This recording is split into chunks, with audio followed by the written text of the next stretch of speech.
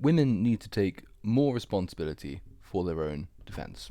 Studies show that enhanced awareness and self-defense techniques objectively reduce the likelihood of women being assaulted or raped. However, if you point this out, if you suggest that women are perhaps in some way responsible for their own safety, for their own defense, you're most frequently going to meet the accusation that you're victim blaming, because the response is always that in some way it is a men's problem, because men commit most homicide and domestic abuse, therefore we need to change our boys, as though we can only do one thing or the other. Well, we can do both things, as we'll come on to shortly. But just before I get on to that, if you enjoy this channel, we publish daily content on politics, culture, and current affairs. YouTube has a subscribe button for a reason, so please make sure you click it. But what prompted this little ramble is that the Conservative Party has caved to pressure from the usual suspects to suspend a councillor who, after the disappearance and subsequent murder of a young girl, pointed out that women should perhaps not put themselves in compromising positions. This is blasphemy in modern society. You can't possibly suggest that women are in any way responsible for the circumstances they find themselves in, or in any way empowered to make an end to any person who's attempting to commit violence against them. So for his sins, the councillor Nick Kelly was suspended. He's since apologised. He did once put up a fairly robust defence of his comments, but no longer, it seems, as the Guardian here reports. He was the leader of Plymouth City Council. He's been suspended from the Conservative Party over victim-blaming comments after he told women not to put themselves in a compromising position following the killing of 18-year-old Bobby Ann McLeod. The councillor Nick Kelly spoke about women's safety in Plymouth, as the body of McLeod was found in Bovisland, or is that Bovisand? Bovisand, near Plymouth, Devon last Tuesday. Everybody has a responsibility not to try to put themselves in a compromising position, he told ITV 2 days after the event. McLeod left her home in Plymouth at about 6 p.m. on the 20th of November, disappeared from a nearby bus stop shortly afterwards, as the Guardian reports, and a man, Cody James Ackland, 24 years old, has been charged with her murder. But, of course, as I've mentioned, you can't really get away with saying the kinds of things the Conservative Council leader said, so after a weekend of anger, when Tudor Evans, the Labour leader of the council's opposition, called Kelly's comments insensitive and arrogant, Plymouth, Sutton and Devonport Conservative Association did the brave thing and suspended him on a Tuesday. The local Conservative Party said in a statement that Councillor Nick Kelly's membership of the Conservative Party has been temporarily suspended pending an investigation following comments he was reported to have made. This is sort of a cop-out. Either do one thing or the other. Everybody knows he made the comments because he made them to ITV. Either suspend him or agree with him, but don't do this we're investigating him. He's suspended until the investigation is completed. That's just a cop-out position. It's a cowardly position in any case, because they shouldn't have suspended him, because what he said is true. But we'll come on to that. As the Guardian continues, Kelly's comments, that is, propelled him to the centre of a debate over victim-blaming and women's safety in a year in which the abduction, rape and murder of Sarah Everard, 33, by Wayne Cousins, a serving Met police officer, occurred. Philip Allett, the Tory Police Fire and Crime Commissioner for North Yorkshire, until his resignation in October, provoked fury for suggesting Everard should not have submitted to Cousins' false arrest, and that women should be more streetwise. We're also going to come on to I'm only laughing because it's typical of the Met Police. The Met Police's response to the Sarah Everard killing, which is nonsense. At the same time, you're supposed to trust the police and fear the police, which is another attempt to get away from the obvious fact that the most immediate thing women can do to improve their own safety is to improve their own safety and not rely on institutions which are demonstrably incompetent to do it for them. Evans said, once again, we see a prominent man giving unwanted advice to women on how they should conduct themselves when going about their normal business. I think Councillor Kelly should reflect on his remarks and apologise immediately. Kelly tried to clarify his comments and said they were taken out of context. If I said to my daughter to go out at 3 a.m. to some less salubrious areas, would that be responsible parenting, he said on Friday. Not that you shouldn't do that, but we live in a world, not just Plymouth, where there are undesirable people who want to inflict pain or hurt, and that was what I was trying to get across. Rightly get across, because we do. It is just an objective fact. You cannot have a murder-free society, a rape-free society, an abduction or kidnapping-free society. There are dangerous people out there, that is a fact. You can do things as a society to mitigate them, to limit their presence or to reduce their numbers. We're not very good at that, though, because every time you try and do this, you're usually branded some form of racist. But you still can't reduce it to zero. And so admitting that these people are out there, and as we'll see, they congregate in specific areas at specific times of day, it is just basic common sense to avoid those specific areas at specific times of day. You're much less likely to be murdered, raped, or abducted if you avoid people who are more likely to murder, rape, and abduct you at times of day where murders, rapings, and abductions are more common. This is just common sense. Why is he apologising? This is completely true. Well, he initially refused to apologise, as The Guardian says. Clearly, I don't feel the need to apologise, but if I do need to, in no way, shape or form was I ever intimating that Bobby Ann did anything wrong. He later released a letter wholeheartedly apologising if reported statements made by me earlier this week have caused distress and upset. That's the sort of the Weasley, well, I'm sorry if anybody was offended response. Clearly they were. The question is whether they were right to be so. The only mitigating substance, the only mitigating factor which falls down on the side of his accusers is that we still, to this day, know very little about the precise circumstances in which the victim was abducted and killed.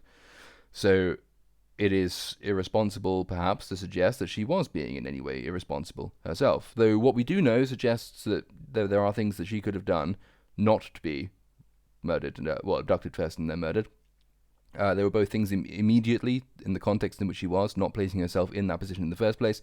There were also things that she could have done or could have learned, perhaps should have been encouraged to learn, which might have given her a fighting chance in the moment, should the moment happen, which it does occasionally, though, again, as we'll see, not all that often. So there is that mitigating factor, but it is a general truth that he's speaking of here, and that is a general truth. It is a truism. Women are capable, they are agents, they have some say over how safe they are in any given context. This context is no exception to that. But nevertheless, he apologised on Tuesday. The Guardian continues. Police confirmed that the body discovered 10 miles away near the beach of Bovisand following a large-scale police operation had been officially identified as that of McLeod. Responding to Kelly's refusal to apologise, a group of 16 female politicians in Plymouth signed a joint letter calling for a full and proper apology. They said, "As the leader of our city, you should be unequivocal on the matter of victim blaming and cognizant of the power of your words. We are asking you once again to reflect on what you said and the real distress it has caused. Then, perhaps, you might understand why a full apology and retraction is necessary," highlighting that the actual responsibility everyone has is not to harm others. Yeah, that's true. That's always true. Thou shalt not kill. It's a pretty firm, clear, universal commandment. Nevertheless, not everybody obeys the law. There has never been a country, a city, a town, a village, anywhere in the history of the world where everyone has always obeyed the law.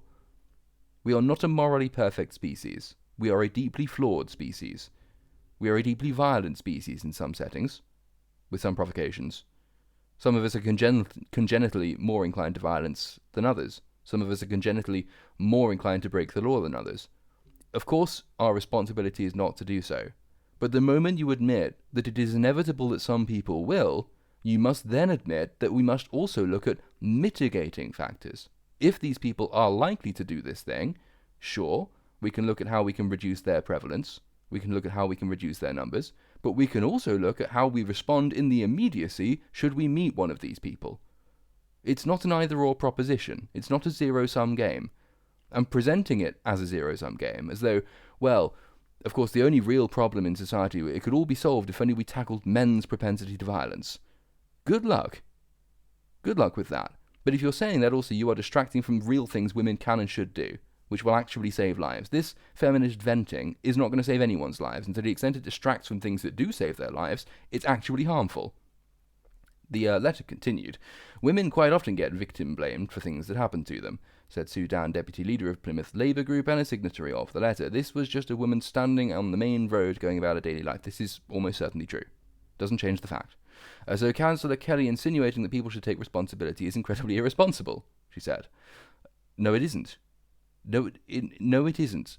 In no way is it." For a little bit more context on this case, we go to the Sun, because there have been developments yesterday, so Monday for you, if you're watching back. A musician, a 24-year-old musician, has been arrested. He has appeared in court. He's been charged with the murder, the disappearance, the kidnapping, and the murder.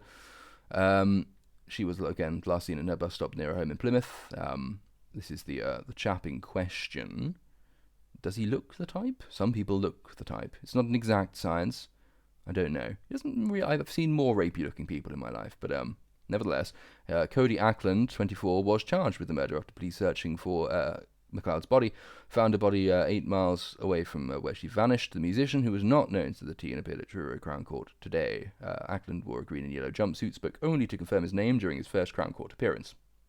He was remanded in custody ahead of a hearing at Plymouth Crown Court on January the 24th. The charge states that he allegedly murdered Bobby Ann between November the 20th and November the 23rd.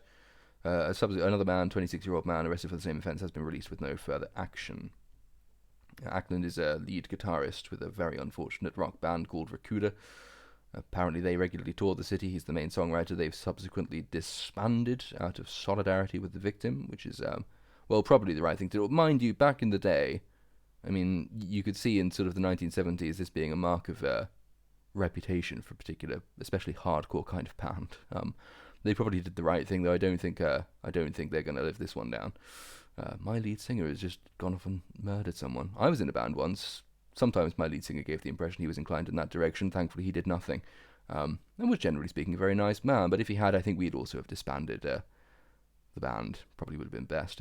Forensic officers were seen combing a home for clues just 4 miles from where the teenager disappeared, the Sun continued. Officers also said a significant number of searches have been carried out across the city in relation to the investigation. Assistant Chief Constable Nikki Leeper said, "I would like to reassure the public that at this time we are not seeking anyone else in relation to this matter." As the Sun continues, the teenager was on her way to meet boyfriend Louis Leach when she disappeared. He waited for the teen to arrive, but raised the alarm once she never showed up, and the police later discovered her headphones and a pouch of tobacco on a grass verge near the bus stop. Tributes flooded in, etc., and the mother is understandably unhappy. If we move over to the Mirror, here is where context becomes relevant, because there are, again, certain times of day and certain places in certain contexts where you are more likely to be the victim of this kind of thing. It's still vanishingly unlikely you'll ever be the victim of this kind of thing, but there are certain things, and for instance, nighttime in cities, not a good place to be on your own as a woman. It's still unlikely to happen, but it's much more likely to happen if you are a young girl on your own in a city after dark. And as the Mirror here reports, she was last seen at a bus stop near her home in Plymouth at around 6:15 p.m. on a Saturday, where also more crimes likely to occur. She left her home in Millwood Drive, wearing a grey Nike hoodie, police said, etc. And they discovered her headphones, and obviously wearing headphones is just not a good idea. This is a universal as well. It's not just a woman thing. It's a universal thing, whether you're male or female. It's not a good idea to go through certain places in certain cities at certain times of day wearing headphones, for instance. It's also not a good idea to go around waving your phone about. If you wave your phone about, you're more likely to have your phone stolen or to be mugged for your phone.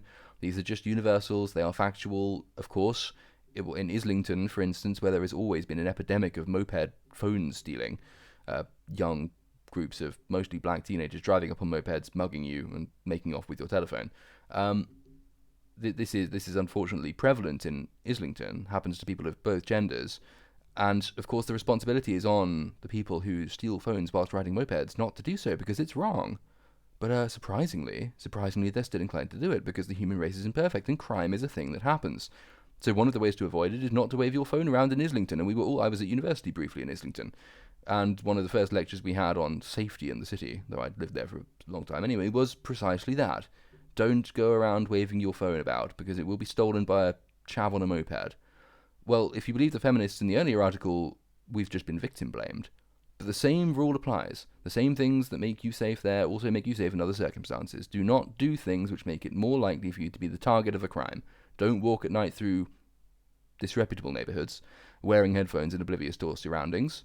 Preferably don't walk through them alone. Don't wear expensive clothes or expensive jewellery. Don't wave expensive phones about. Just be careful. Now, this is a generalised point. It's not a comment specific to the McLeod case. It is a generalised point, but it's also a generalised truism. And if it's true for men walking through Islington not wanting to get their phones stolen, it is also true for women walking through Brixton or Plymouth or wherever it happens to be not wanting to be raped. There are things you can do, and you should do, to make it less likely that such a thing should happen. Moving on. So Plymouth as well is not an especially safe place. It is the most dangerous city in Devon, according to official statistics. So again, if you're in an especially dangerous place, you take more precautions. I'm currently in a little village. I'm quite safe walking around at night here because most of the people are over 65 and their bedtimes are 6 p.m. Much less safe if I'm walking through Tottenham, for instance, or Hackney at 6 p.m., 11 p.m., whenever it happens to be at night generally. The crime rate there is infinitely higher. And I'm a man, and this is still true of me. So again, there are things you need to be aware of. Plymouth, as the statistics show, is the most dangerous city in Devon. It's among the top 5 most dangerous overall out of Devon's 430 towns, villages and cities. The overall crime rate in 2020 was 76 crimes per 1,000 people, which is 32% higher than the overall rate in Devon of 51 per 1,000 residents. For England, Wales and Northern Ireland as a whole, Plymouth is among the top 20 safest cities, however. It's the 1,151st most dangerous location out of all towns, cities and villages, nevertheless is comparatively dangerous compared to other places in Devon. So be aware of that. In the same way that I'm aware when I go to London, I'm much more likely to be the victim of any number of types of crime. And when I'm walking through particular parts of London, I take precautions, as any sane, sensible person should. And it's if I don't do this, sure, the ultimate moral culpability is on the person who commits a crime against me. But I have still made it more likely that a crime is committed against me by not taking precautions. So I am responsible for my own safety. And it's not victim blaming. If I were to go around waving my phone about in Islington and you told me that, well, because it's stolen, therefore the responsibility is solely on the person who stole it, no, I wouldn't accept that of myself. And you shouldn't accept it when people say that women have no responsibility for their own safety because it's a male violence problem. It doesn't make anything any better. You're denying reality. Reality is a thing. We all live in it. We should act as though we do. And also, the most common crimes in Plymouth are violence and sexual offences. So, again, another thing to be aware of, especially if you're a woman against whom the majority of sexual violence is perpetrated. If you're a woman in one of the and the place you live in has an abnormally high rate of sexual violence, you must take precautions. They don't even have to be very strict or stringent, but you should take them in a way that you wouldn't necessarily have to take them walking around a tiny little hamlet somewhere else. Again, basic common sense. It's not victim blaming, but the Conservative Party caved nonetheless when the councillor dared to suggest that this is what people should do. If we go over to, again, more official statistics, again, urban areas here. I apologise for the awful formatting, but I'm not sure there's much I can do about it in this context. Since 1995, the serious violent victimisations in urban areas have in fact decreased by 72%, which we'll come on to again as a broader decline in crime, which again, so that there's an element of this which is women should be more responsible for their safety. There's also an element which is that we shouldn't overplay aberrant instances of violent crime against women, or against anyone, because they are an inevitability, but they are also a rarity. And it's the fallacy of excluded exceptions. It's confirmation bias. Whenever a dramatic case happens like Sarah Everard, we think it's an endemic problem, but actually the statistics don't bear that out. In comparison, the statistics continue. Serious violent victimizations in suburban and rural areas have decreased by 65 and 48%. Simple assaults have dropped 71% to 66%, etc. But again, urban areas are much worse. So in 2014, victims from urban areas accounted for 55% of all rapes and sexual assaults, 50% of robberies, 31% of aggravated assaults, and victims from suburban areas accounted for 51% of all aggravated assaults. Victims from rural areas, by contrast, accounted for 10% of rapes and sexual assaults, 6% of robberies, 18% of aggravated assaults. So once again, if you're in a city, take more precautions, because cities are dangerous, scummy places, and they are in fact one of the only sort of urban areas, or the only demographic areas, conurbations, where these things are actually getting worse. Rural areas are fine, so I'm happy where I am at the moment, but actually violent crime in cities is rising and has always been significantly higher anyway than rural and suburban areas. So there is that to keep in mind. If you're in a city, if you're in London, if you're in Plymouth, be aware, be vigilant. Don't put your headphones in at night, be alone, spend all your time texting on your phone. Just be aware of people who are around you. It puts you in a much better stead if the awful thing happens. And you're much more likely to survive such an encounter if you're aware of it happening just before it happens than if it takes you completely by surprise. So if you're a man or a woman, again, safe and sane and sensible advice. Time of day, as I've said. So this is from Security magazine, but again, drawing on official statistics shows that being out on your own at night is a particularly bad idea. As they report here, although more than half of police incidents take place during the day, so larceny, theft, drug violations, simple assault, property crimes are higher, more likely to happen while the sun's out. Violent crimes, like driving while impaired, or murder, or rape and sexual assault, and robbery, they're all more frequently reported at night. So again, be extra vigilant at night. They have a nice little breakdown here. So for murder and negligent manslaughter, 65% of those occur at night compared to 35% at day. Rape and sexual assault, 59% at night, 41% in the day. Aggravated assault, 54% at night, 46% at day during the day. So the things that are more likely to happen to you at night are the kind of things we want to avoid. So take special precautions at night. I know most women I know do this in some form or another. Now you can say that this is a bad thing, but also most of the women I know who do these things do not get raped, murdered, or abducted. So again, you have to make some accommodation with reality. You have to. It's no good blaming other people for things that you could potentially have done something to mitigate yourself. Throwing that out there.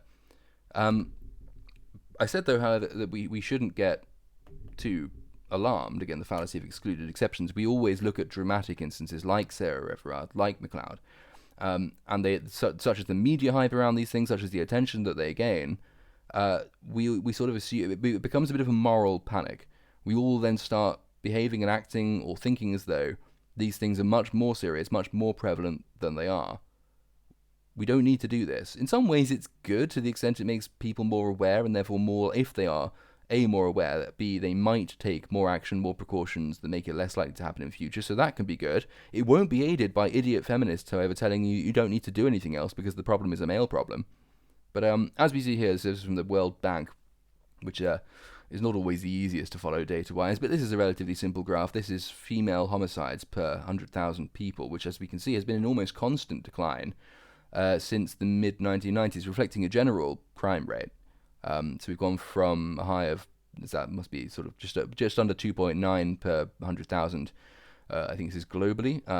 In 1993-ish, we're now down to just under 2.2, which is a significant decline in the rate per 100,000. It was a spike in the mid-2000s. It was largely put an end to because certain mayors were elected who had sensible crime policies. It then declined again. We've seen more recent increases because more recent mayors have either non-existent or terribly incompetent crime policies. But nevertheless, the overall trend is one of significant decline. And it's actually quite low on a world level. It's lower still on a particular level, onto which we shall come. But again, we get into a moral panic about violence against women, about women being abducted and murdered. Well, you can be relatively happy that you're not a man, I suppose, because the male rate is higher, quite significantly. But as we see here, I think this is a more detailed country-by-country breakdown. This should still be female homicide, male homicide, sorry, per 100,000. This one is, as we can see here, significantly higher. So we got down to around 2.2 per 100,000 for women. Men have had a similar dramatic decline since the mid-1990s, but that decline is still to a level that's about 9.3 per 100,000. That's a significantly higher amount. You are much more likely to be the victim of assault, of murder, if you're a man. We don't tend to get into a tiz about this. I don't really know why that is, but we don't, nevertheless. A decline is prevalent, but men are still more likely, so oughtn't we to be in some kind of moral panic about this? But this is why I said at the outset that I, despite being a man, also take precautions when I go to certain places at certain times of day. And so far, so good. You know, there have been a couple of near misses, but a couple of narrow escapes even. But I'm okay. I'm okay. The vast majority of people are. And they're made more likely to be so if they take responsibility for their own self-defense than if they just go around gazing at their phones with their headphones in, and then when something bad happens to them saying, oh, well, it's the fault of the person who did it. I wasn't responsible in any way for my own position, my own circumstance, my own safety. No, you were, actually. You can make things more or less likely to happen, and you should look at this. And again, if we do go down, they do break this down by country. So the world average is, of course, split and varies quite wildly between different places. The average from most recent values in Afghanistan, for instance, is 12.2 per 100,000 for men, which is very high. You get countries whose statistics you can't trust, like Andorra, where the rate is 0.0. Antigua and Barbuda is 27, and Latin America in particular is bad for this. Western countries and Anglophonic countries tend to be very good for this, so you get the likes of Australia there, where the rate is 1.1, Austria is 1.0. If you go to the United Kingdom, The rate is 1.7, which is not too bad. 7.8 in the United States, which is not great, but is partly explained by its proximity to Latin America and its, shall we say, importation of certain kinds of person from Latin America who are objectively more likely to commit these crimes. There are other reasons as well in America. Again, it doesn't divide cleanly by race either, regrettably. But as you see, as a representative example, Uruguay's rate is 21.6, which is very, very high. Again, for men. But, you are safer if you're a woman than you're a man, but we don't tend to pay a huge amount of attention. Sky News finds this here, when women are most at risk. Obviously, a lot of this is domestic violence. You're often at risk from your partner. Usually, I think in a month or so after you've left them is the highest time for partners or ex-partners to kill their spouses or former spouses or former partners. But again, Sky News also finds that men are more likely to be the victims here, and also are it's a global problem, as they say, but they're also more likely to be victimized by strangers than women are. And again, the moral panic over Sarah Everard, for instance, is, well, any woman out at night on her own could be killed by absolutely anyone. This isn't true. It's incredibly low. The vast majority of people This is true generally with murder and abuse rates anyway. But men are actually more likely to die. 30% of victims who are male die at the hands of a stranger. I'd have to scroll back up to find the female equivalent, but it's significantly less than that. I think it's 10-ish, I think. No, contrast to women under 5, there you go. Well, that's one contrast with women anyway, that only 5% of men are killed by a partner or an ex-partner, because men are innately more violent than women are. Men commit much more domestic abuse. They are also more likely to commit homicide, as well as being the victims of homicide. So there is an element of truth to saying it's a male problem, but it's also true all around the world, in any country, in any culture, throughout history you care to name. So it's also not the kind of thing you can change by saying, well, we need to bring our boys up differently. They bring boys up very differently in China to the United Kingdom, in Barbados to Bahrain, or Saudi Arabia to New Zealand. But nevertheless, in every single one of these countries, or you can go back through history, they brought them up very differently in ancient Greece. They buggered them much more often, for one thing. Or the samurai in Japan. Nevertheless, male crime rates are always and everywhere much, much higher, especially violent crime rates. Men commit more violence anywhere in the world. It's not a culturally specific thing. It's not the kind of thing you can simply get out of by buzzwords and social programs saying, educate our boys, educate our boys. Especially since we've seen an increase in violent crime recently, which, it's coincided with an increased number of campaigns to try and educate our boys, as the hand-wringing statement goes. Now, this isn't to say that campaigns to delegitimize male role models, archetypal male role models, or stereotypical strongman role models are, in effect, well, it's not to say that they are responsible for subsequent increases in violent crime, though there is some evidence that bad role models lead to bad behavior. But it is to say that they have no effect at all, because the effect that has been produced, if not by them, is still the opposite of that intended. So it's not working. Re-educating our boys, which we've been doing for such a long time now, doesn't work, objectively doesn't work. There are other and better things you can do. Largely, locking up criminals. Also, defending yourself against criminals, and equipping yourself with the means to defend yourself against criminals. Which again is why feminist distractions like male violence against women is a male problem, can be solved by changing what it means to be male, is a distraction, and to the extent it is a distraction, it's doing active harm to the people it is supposed to be helping. If we move on, there's more data here. Percentage of males, economic inequality, etc., homicide and age. It's linked strictly to age, but again, it's going down, generally speaking, no matter what category you break it down in. So it's another reason why we should perhaps pause before we get into moral panics about the likelihood of you being murdered on a given day. We can look at particulars like London and New York and say it's terrible that people are now more likely to be murdered in a given day than they were 5 years ago. But still, it's in the context, as this article will go on to explain. We don't need to go through all of it, because I think we've covered the basics anyway. It is still in the context of an overall dramatic decline. Temporary rises are remarkable and bad, and we can address them if we want to, and if we want them to stop being permanent rises, we have to do so. But it is also worth remembering the context. You are much less likely to be the victim of the kind of thing that Sarah Everard was the victim of, or that Ms. McLeod was the victim of now, than you were even in 1995. There is an overall improvement here, so the element we should also be slightly sceptical of the moral panic. Violent crime, however, is going up, as we've said. New York declared a state of emergency quite recently to tackle levels of gun violence, directing extra funds for programs aimed at preventing shooting. Arrest people. It's the most effective way. arresting them and arming them. Very effective. Two things that Mayor Bill de Blasio didn't want to do. Ending stop and search as well, which demonstrably works because it's allegedly racist. No, racists commit crimes at different rates, therefore they show up differently in crime statistics. That's not racist, it's an unfortunate truth. And one of the ways of tackling this is to arrest them, or to do stop and search. But as we can see, violent crime is going up. It is still, in the context of the last 30 years, it's still a general decline, but we should still be worried about the spike, as we can see here in the United States. Murders per 100,000 people have jumped quite significantly in the last couple of years, and generally speaking in the last 10 years. We're not doing very much to address these problems, and we should be. But again, the answer to these problems is not educate your boys. That doesn't do anybody any good. We've got more data. Over 218,000 violent crime offences recorded by the police in London, because London is, again, not particularly good here.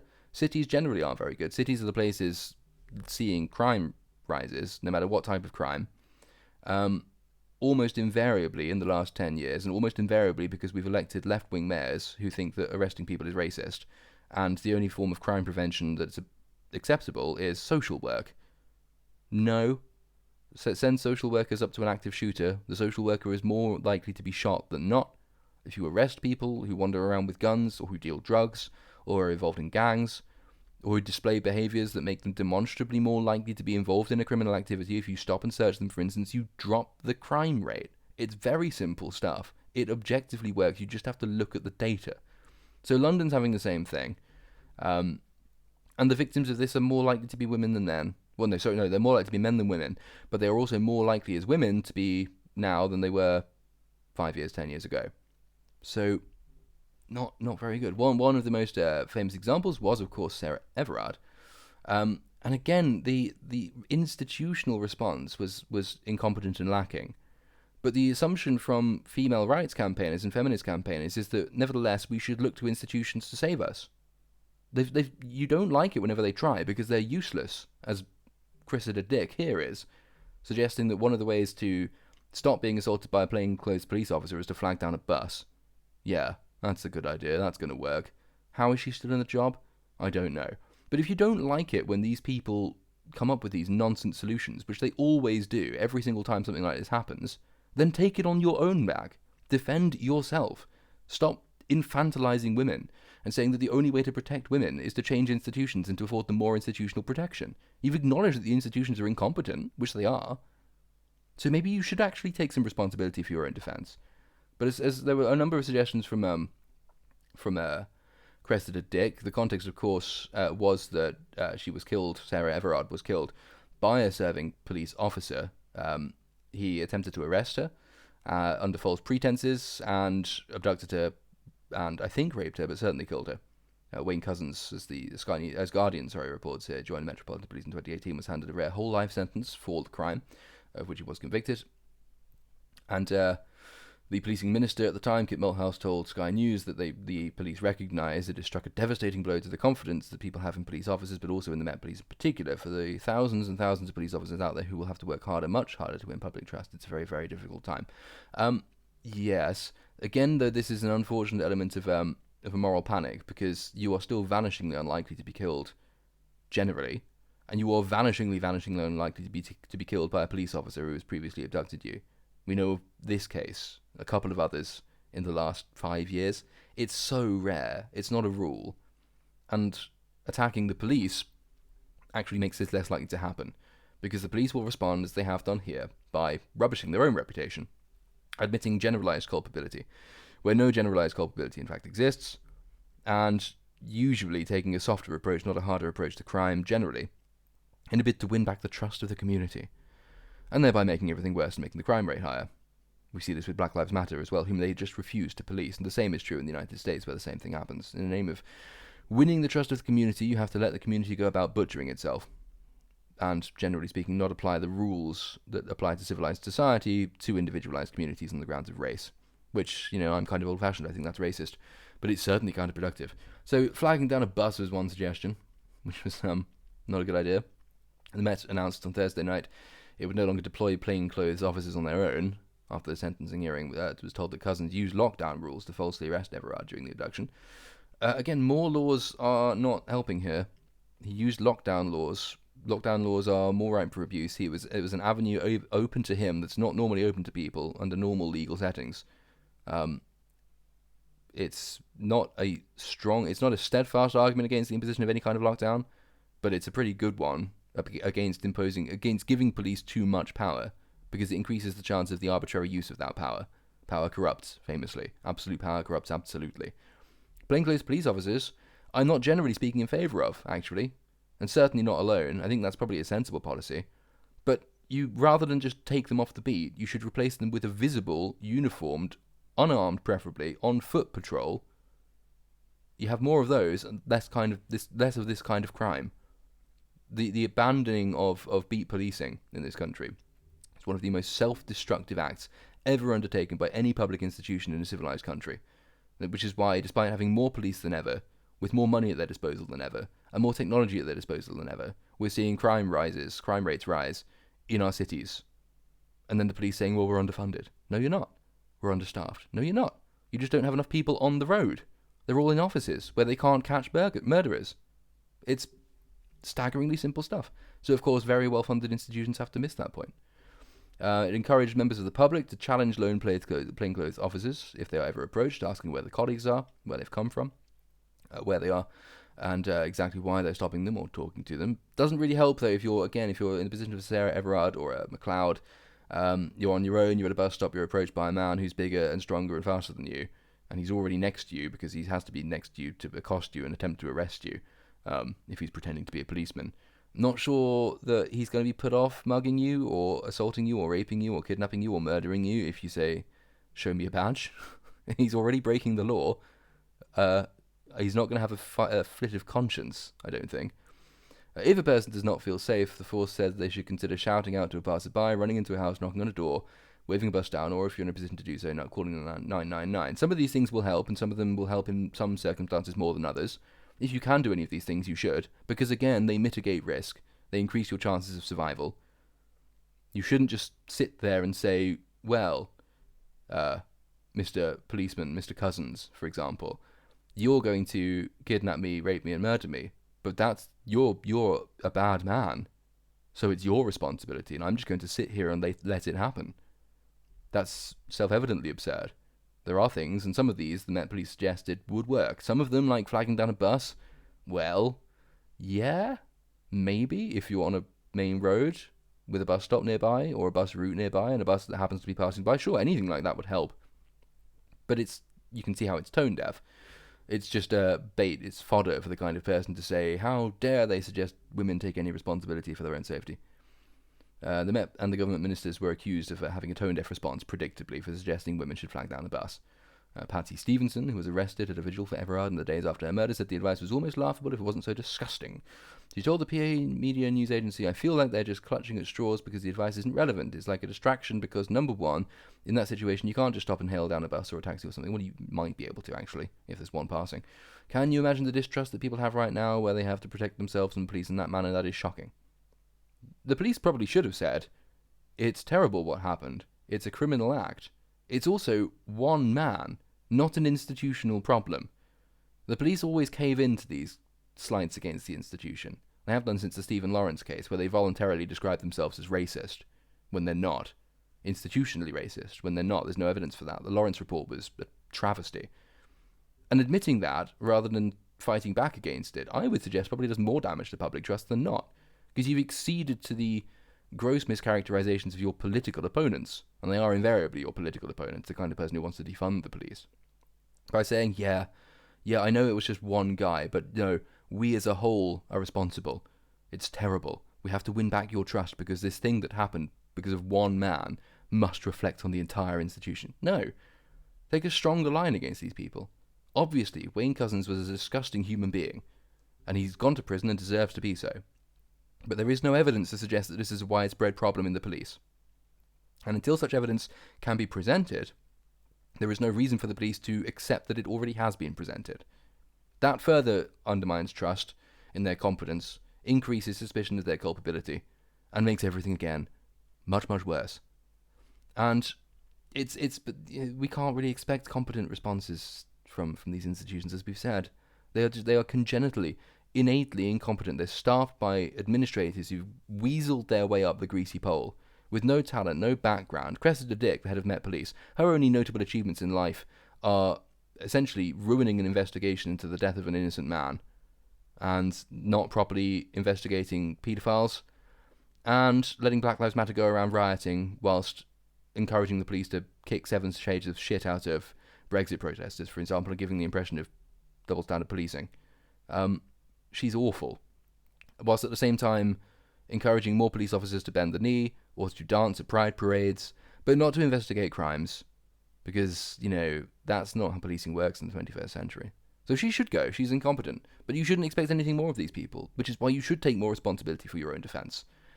And it's because she's incompetent, there's this double standard. So on the one hand, she's encouraging people to doubt the police by saying, yeah, no, we accept that Cousins is in some way representative of the force as a whole. Definitely. On the other hand, we also want more undercover police to patrol bars and pubs and clubs as part of plans to help protect women in the wake of Sarah Everard's death. So in the first place, having cast doubt on the moral character and the propensity to, rape and murder of undercover police officers, her other solution is more undercover police officers in certain settings. You've just undermined trust in them. Why would this be a good idea? By your own argument, it's a bad idea. I don't like undercover police officers generally. I just want more police. Preferably uniformed police. Have more uniformed police in bars and clubs. That's a good idea. Why do they have to be undercover? If they're uniformed, they are visible, they are a deterrent. If they're plain clothes, nobody knows they're there, nobody knows who they are, the potential victim doesn't know who they are, so she doesn't know who to go to. And to the extent she does know who they are, she's been encouraged by the Met Police to think they might rape her and murder her. And criminals don't know that they're there, or who they are, or what they're there for, or where they are. So they're not going to be put off doing the thing. It's by definition reactive policing. It's such a awful, terrible, crap idea. But finally, having mentioned that there are things women should and could do, there is evidence to back up that it's a good idea. This terrible website is nevertheless from the University of Oregon. So it's an academic institution. It does have some credibility, despite the fact that it looks like it's been drawn up in the 1990s by some teenager experimenting on the internet for the first time. And their studies have found that women who take 10 weeks of self-defense training are significantly less likely to experience unwanted sexual contact even, not even just assault, unwanted sexual contact than those who don't. It's a long, sort of meandering article. I don't like vox pops in articles. They're distractions, not least when you're trying to summarize them for a piece like this. But as we can see here, there's a chart showing percentage of female college students from the two groups, those who completed a 30-hour self-defense class and those who did not, reporting different types of unwanted sexual contact over a 1-year period. A significantly lower percentage of those who received self-defense training reported incidents of any kind. None of the women who took the training reported a rape, versus 3% from the other group. Overall, 12% of the women in the self-defense group reported some form of sexual intrusion during the follow-up period, versus 30% in the control group. And the latter figure, nearly 1 in 3, is consistent with the rate of sexual victimization of female college students nationwide. There are reasons to doubt that the nationwide figures, but nevertheless, you can accept those for the sake of argument. The pattern is very clear. If you take self-defense classes, which contrary to common popular conception, don't just involve learning how to punch people. They also involve enhanced awareness techniques, for instance, body language, vigilance as well, preemptive techniques rather than merely reactive techniques. They do seem to work. Many studies find that they do. This is just one of them. There are others. If we go to Sage Journal here, research on women's response and resistance to sexual assault risk has informed the development of interventions to improve women's ability to effectively resist sexual assault. They call it Enhanced Assess, Acknowledge, Act. It's a sexual assault resistance program. They analysed responses from 445 women using descriptive statistics and content and thematic analysis. Just under half, 42% of women, used at least one EAAA strategy in the following 2 years. Most women reported that their efforts were successful in stopping an attack. Women's responses included strategies both to preempt sexual assault, for example, avoiding men who displayed danger cues, communicating assertively about wanted and unwanted sex, and to interrupt or avoid an imminent threat, for example, yelling, hitting, and kicking. Women's use of resistance strategies worked to subvert gendered social norms and socialization. The results suggest that counter to criticisms that risk reduction/resistance programs blame women or make them responsible for stopping men's violence, women who took the EAAA typically position themselves as agentic and empowered in their resistance. And this, I think, is a feminist publication, or rather the study is from a feminist perspective. So this is some sensible feminists telling the rest of the insensible ones what they really need to hear. It's it's a distraction. It does no good to anyone. Simply saying it's a man problem.